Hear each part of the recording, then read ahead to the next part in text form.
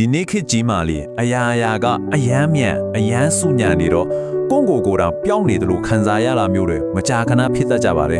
ဒါပေမဲ့ကျွန်တော်တို့ရဲ့ဒီလိုခေတ်သစ်ပြဿနာတွေအတွက်အဖြေတွေကရှေးကြတဲ့အသိပညာတွေထဲမှာရှိနေတယ်ဆိုရင်ရော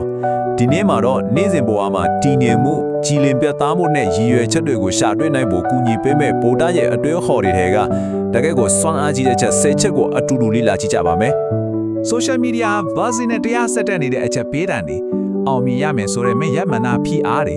အဲ့ဒီကြားထဲမှာလူတော်တော်များများပျောက်ဆုံးနေတယ်လို့စိုးရင်တော့ကရောက်နေလို့ခံစားနေရတာအာအော့စရာတော့မဟုတ်ပါဘူးဒီဆူညံတန်တွေအားလုံးကြားထဲမှာတကယ်အဓိပ္ပာယ်ရှိတဲ့အရာတစ်ခုတည်တည်ငြိမ်ငြိမ်ကင်ဆွဲထားနိုင်မယ့်အရာတစ်ခုကိုအားလုံးအရှာဖွေနေကြတယ်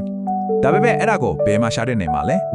ဒါလည်းတွေ့မကြဘူးလို့ခင်ရနိုင်ပေမဲ့လေတကယ်တော့ကျွန်တော်တို့ရှာနေတဲ့အဖြေတွေက app အသစ်တစ်ခုဒါမှမဟုတ်ခေတ်စားနေတဲ့ self help စာအုပ်တအုပ်ထဲမှာရှိချင်မှရှိမှာပါအဖြေတွေကနှစ်ထောင်ပေါင်များစွာတည်ရှိခဲ့တဲ့တင်ကြမှုတွေထဲမှာအထင်ရှားရှိနေပြီးသားပါကဲဒီရှေးအောင်အသိပညာတွေက27ရာစုမှာကျွန်တော်တို့ကိုဘယ်လိုအထက်ကဲကြိုးတစ်ချောင်းအဖြစ်ကမ်းပေးနိုင်မလဲဆိုတာလေ့လာကြည့်ကြရအောင်ကဲပထမဆုံးအနေနဲ့အတွင်းစိတ်ကပါကိုအရင်ဆုံးစလေ့လာကြည့်ကြအောင်ကိုယ့်ရဲ့အတွေးတွေစိတ်ခံစားချက်တွေကိုဘယ်လိုစီမံခန့်ခွဲမလဲပြီးတော့အတွင်းစိတ်တွေကမုန်တိုင်းကိုဘယ်လိုငြိမ်သက်အောင်လုပ်မလဲဆိုတာကိုကြည့်ကြရမယ်ဟုတ်ပြီလောကကြီးနဲ့ကိုရှုမိတဲ့ပုံစံကိုပြောင်းလဲပေးနိုင်မဲ့ထာဝရတာဖို့ရှိတဲ့အတွေးခေါ်စိုက်ခုကိုလေ့လာသွားမှာပါအတွင်းစိတ်ငြိမ်ချမှုနဲ့ပတ်သက်တဲ့ပထမဆုံး၃ခုနဲ့အရင်ဆုံးဆက်လိုက်ကြအောင်ပထမဆုံးအတွေ့အခေါ်ကတော့ကျွန်တော်တို့ဆွေးနွေးမဲ့အရာအလုံးရဲ့အခြေခံအောင်မြင်ပါပဲဒါကရုပ်ရှင်ပေမဲ့တိတ်ကိုလေးနဲ့တဲ့အမှန်တရားတစ်ခုပါစဉ်းစားကြည့်လေကျွန်တော်တို့ရဲ့စိတ်ဟာဥယျာဉ်တစ်ခုနဲ့တူပါတယ်အဲ့ဒီဥယျာဉ်ထဲမှာကိုယ်စိုက်ပျိုးလိုက်တဲ့အရာဆိုလိုတာကကျွန်တော်ရဲ့အတွေးတွေဟာ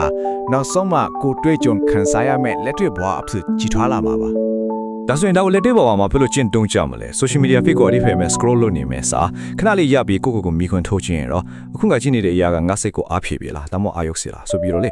ကိုယ်စိတ်ရဲ့နေရာကိုအားတက်စေတယ်တွတ်တက်စေတဲ့အရာတွေနဲ့ဖြည့်ဖို့ရွေးချယ်လိုက်ရင်တော့ပြီးတော့လေကိုယ့်ရဲ့အခင်းစိုးတဲ့ငွေချင်းတရားကိုကျင်နာလို့မျိုးကိုပြန်ပြောဆိုဆွဆန်ခြင်းတော့တို့နေမလဲ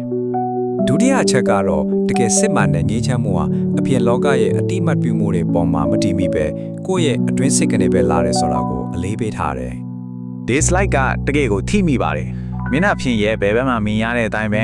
like တွေသူများရဲ့အတိမတ်ပြုမှုတွေနှုတ်ကိုလိုက်ရင်လည်းအလွဲတကူတန်တရားလဲသွားနိုင်တယ်ဒါပေမဲ့အားလုံးကြုံပူးကြသလိုပဲအဲ့ဒီခံစားချက်ကခဏလေးပါပဲ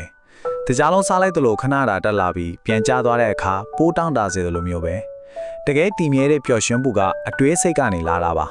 အဲ့ဒါကကိုယ့်ရဲ့အားနည်းချက်တွေအပါအဝင်ကိုတီးရှိနားလဲပြီးလက်ခံခြင်းကနေရလာတဲ့တိတ်ဆိတ်ငြိမ်သက်တဲ့ယုံကြည်မှုမျိုးပါတက္ကိယအချက်ကတော့ပစ္စုပန်တေးတဲ့မှာနေထိုင်ခြင်းရဲ့စွမ်းအားကိုအလေးပေးထားတယ်ပြီးခဲ့တဲ့အရာတွေအတွက်နောင်တရနေတာမရောက်သေးတဲ့အနာဂတ်အတွက်စိုးရိမ်နေတာအဲ့ဒီကြားထဲမှာတကယ်လက်ရှိဘဝရဲ့အလားတရားကိုလက်လွတ်ဆုံးရှုံးစေပါတယ်ပိကျုပန်မှာနေပိုးလေးကျင်နိုင်တဲ့ရိုးရှင်းတဲ့နီလန်းတစ်ခုရှိပါတယ်စိတ်ကလွင့်သွားတာကိုတတိထားမိတဲ့အခါကိုအပြစ်မတင်ပါနဲ့သူ့ကိုညင်ညင်သာသာလေးကိုယ့်ရဲ့ထွက်သက်ဝန်သက်စီကိုပြန်ခေါ်လာပါဒါကခွေးပေါက်လေးတစ်ကောင်ကိုလေးချင်ပေးနေရသလိုပါပဲသူကထွက်ပြေးသွားမှာပဲအဲ့ဒါကသူ့တဘာဝပါကိုယ့်အလောက်ကစိတ်ရှည်ရှည်နဲ့သူ့ကိုပြန်ခေါ်လာဖို့ပါပဲလေးချင်မှုများလာတာနဲ့များပိုပြီးလွယ်ကူလာပါလိမ့်မယ်ဟုတ်ပြီအတွင်းစိတ်ငြိမ်ချမှုအတွက်အခြေခံအုံမြစ်ကိုချပြီးပြီဆိုတော့အဲ့ဒီအတွင်းစိတ်ရဲ့ပြောင်းလဲမှုတွေကထခြားတူတွေနဲ့ဆက်ဆံရေးကိုဘယ်လိုအတွင်းပြောင်းပေးနိုင်မလဲဆိုတာကိုလေ့လာကြည့်ကြရအောင်ဒီစကားကအငင်းပွားမှုတွေပฏิဖတ်ခါတွေကိုပိုမဆိုးဝါးစေပဲအပြတ်သဘောဆောင်တဲ့အခြေအနေတွေကိုမေတ္တာကရုဏာနဲ့တုံ့ပြန်ခြင်းကသာအကောင်းဆုံးဖြေရှင်းနည်းဖြစ်တယ်ဆိုတာကိုလမ်းညွှန်ထားပါတယ်မိကိုမီးနဲ့ပြန်ငိမ့်တက်လို့မရတယ်လို့ပေါ့နောက်တစ်ချက်ကတော့မားပြောမိလို့နောင်တညဘူးတဲ့သူတိုင်းအတွက်တကယ်ကိုအရေးပါတဲ့အချက်ပါတခါလေမှာဘာမှမပြောဘဲတိတ်ဆိတ်နေခြင်းကအစွမ်းအထက်ဆုံးလုံးရက်ချနိုင်တယ်ဆိုတာကိုသတိပေးနေတာပါကိုယ်စကားလုံးတွေကိုပညာသတိနဲ့ရွေးချယ်ပြီးရွေချက်ရှိပြောဆိုဖို့အရေးကြီးပါတယ်တတိနဲ့ဆက်သွယ်ပြောဆိုခြင်းကိုလက်တွေ့ဘဝမှာဘယ်လိုကျင့်သုံးမလဲဥပမာအငြင်းခုံတစ်ခုမှာကိုလန်ချေဖို့အတွက်ဖြီးပဲနားမထောင်ပဲတစ်ဖက်လူပန်းကိုတကယ်ဆိုလိုလဲဆိုလောက်ကိုနားလဲအောင်နားထောင်ကြည့်ပါဒေါသနဲ့မတုံ့ပြန်ခင်အသက်တစ်ချက်ရှိပြီးခဏလေးချင်းယူပါပြီးတော့အမြဲတမ်းတတိရရမှာကိုမှန်တာထက်ကျင့်နာတက်ထိုးကပိုရေးကြီးတယ်ဆိုတာပါပဲ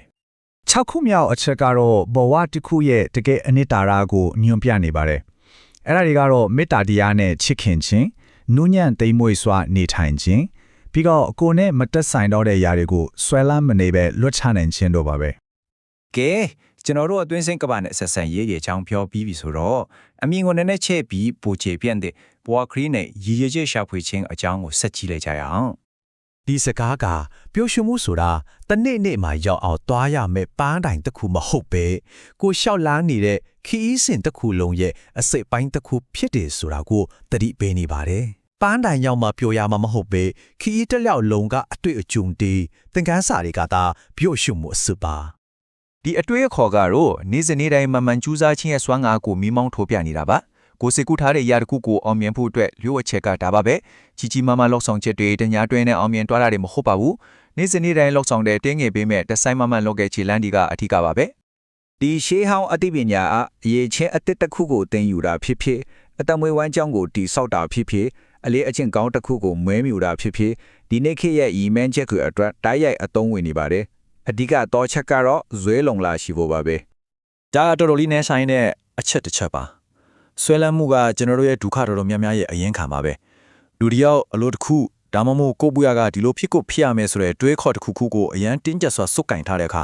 ကိုစိတ်ပြတ်ဖို့အတွက်လမ်းဖွင့်ပေးသလိုဖြစ်သွားပါတယ်အဓိကတော့ချက်ကတော့အရာရာကိုပေါ့ပစုပ်ကင်တဲ့ဖို့ချစ်ခင်တမှုထားတော့ပေမဲ့ရလအပေါ်မှာဆွဲလန်းမနေဖို့ပါပဲကဲအခုဆိုရင်ဒီတင်ဆက်မှုရဲ့အထွတ်အထိပ်ကိုရောက်လာပါပြီဒီနောက်ဆုံးအဆိုမင်းကတော့ရှင်းမပြောခဲ့တဲ့အချက်အလုံးကိုအချစ်ခတ်အုံမြင့်နေနဲ့ပန်ပိုးပေးထားတဲ့အတွေ့အခေါ်တစ်ခုပါပဲ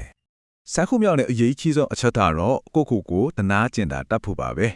ကိုမစ်တွာထားနိုင်ခြင်းကိုကျင်တာတတ်ခြင်းဟာအတွင်းစိတ်ငြိမ်းချမ်းမှုကောင်းမွန်တဲ့ဆက်ဆံရေးတွေနဲ့အသေးပယ်ရှိတဲ့ဘဝတစ်ခုအတွက်စဖြူရနေရပဲဖြစ်ပါတယ်ကဲအားလုံးကိုအချင်းချုပ်အနေနဲ့ပြန်ပြောရရင်ပထမဆုံးကိုယ့်ရဲ့အတွင်းစိတ်ကဘာကိုကျွမ်းကျင်အောင်လေ့ကျင့်ပါပြီးရင်နှချမ်းပြဲတွေပဲရှိတဲ့ဆက်ဆံရေးတွေကိုပြုထောင်ပါ